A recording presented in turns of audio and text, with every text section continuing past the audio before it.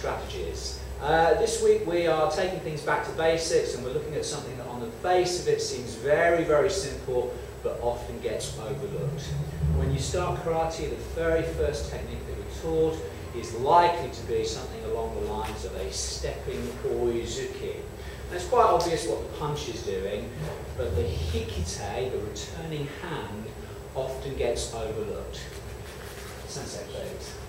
So we'll take this situation where we're looking at a common entry, most likely something like a big hook punch. So as that comes in, we're going to receive it.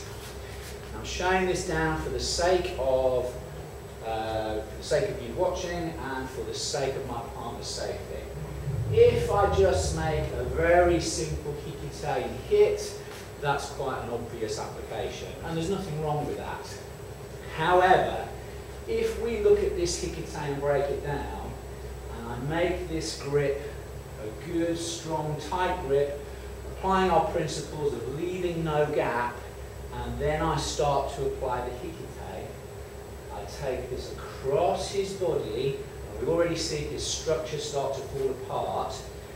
This hikite hand is nowhere near finished its range of motion. I continue the turn, and I think we can see from here that his structure has gone already.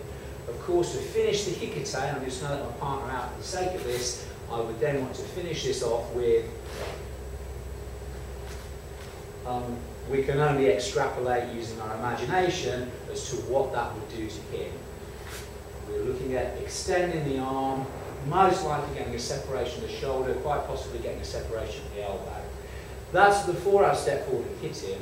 That's before I've done something like trap his foot and step forward and hit. This of itself, done hard enough and fast enough, is likely to drop him to the floor. But for the sake of training, I can't do that to my partner. The key is, when we look at these simple movements, it's very easy when we are training to neglect the additional that we would be seeking to apply if we were doing this for real. Bunkai strategies for this week.